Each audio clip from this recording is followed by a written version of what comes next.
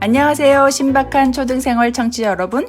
오늘도 영어 학습을 할 수 있는 유용한 웹사이트 소개와 함께 활용 방안에 대해서 얘기해 보려고 해요.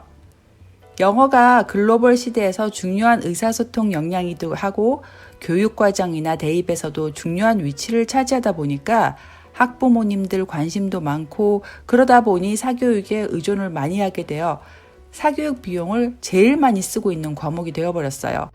우리나라 영어 사교육기관 정말 많은데요.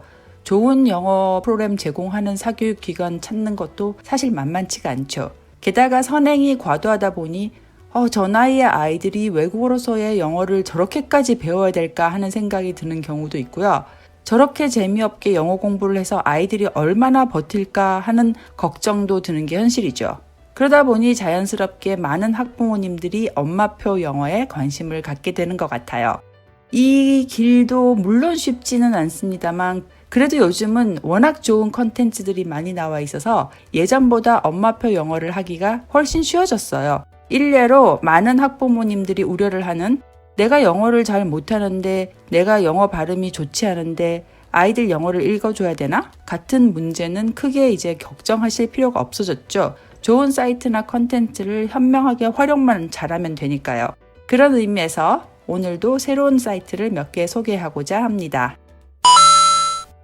첫 번째 사이트는 캠브리지 대학 출판사에서 만든 Ventures Arcade란 사이트인데요. 사이트 주소는 댓글로 모두 달아놨으니 클릭해서 들어가 보세요. 이 사이트에서는 Citizenship이라고 되어 있는 캐러고리를 제외하고는 5개 레벨에 각각 10개의 유닛으로 구성이 되어 있고요.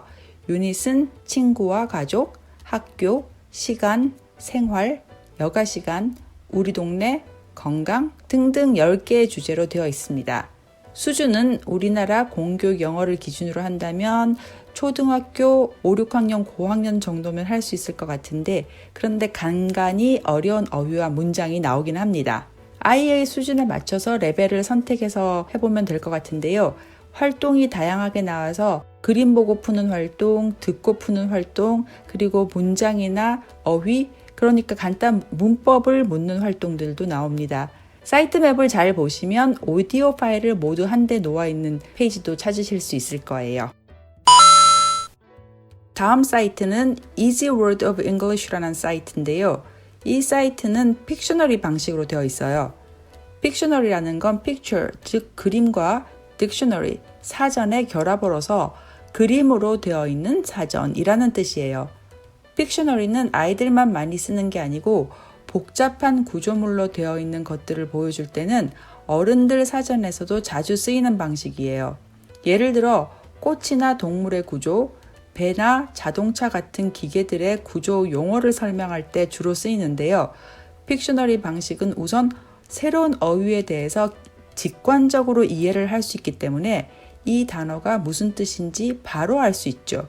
그리고 그림으로 단어를 배웠기 때문에 기억에 오래 남아요. Easy Word of English 사이트에서는 공항, 꽃, 새, 화장실용 물품, 색상, 금융, 돈, 농장 등등 다양한 주제를 묶어서 제시하고 있어요. 각각의 레슨을 클릭하면 주제에 해당하는 어휘를 그림과 함께 보면서 들어볼 수 있어요. 심심할 때 이런 사이트 보면서 어휘를 익혀놓는 것도 아주 좋은 학습놀이가 될 수 있는데요. 어휘는 우리나라 초등학교 영어 수준에서는 좀 어려운 영어 어휘인데 어휘 자체가 사실 어렵거나 희귀한 어휘는 아니에요.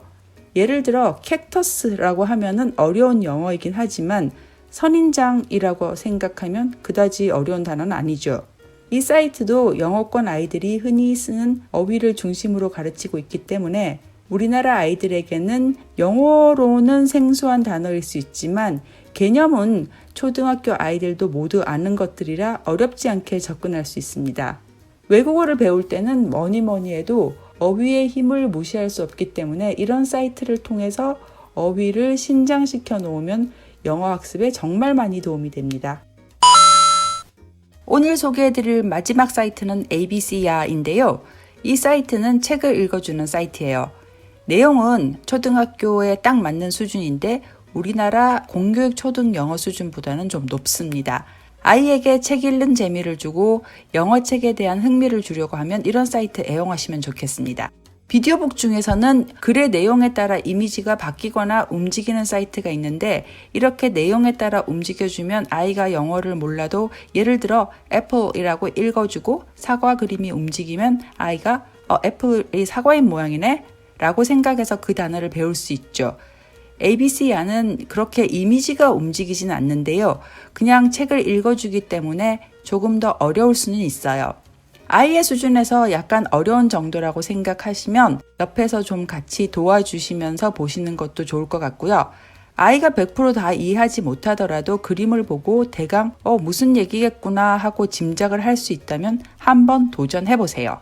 그냥 엄마랑 둘이 짐작해 가면서 읽어보고 들어보고 그러다 영 궁금하면 가끔씩 중요 핵심 단어를 찾아보면서 읽어나가면 됩니다. 이건 이 사이트뿐 아니라 다른 비디오북 사이트나 영어책도 그런 식으로 계속 읽어나가면 됩니다. 아이의 수준보다 약간 낮게 느껴진다고 해도 이런 책 많이 보다가 보면은 어휘와 문장 구조를 자연스럽게 습득할 수 있기 때문에 아주 좋습니다.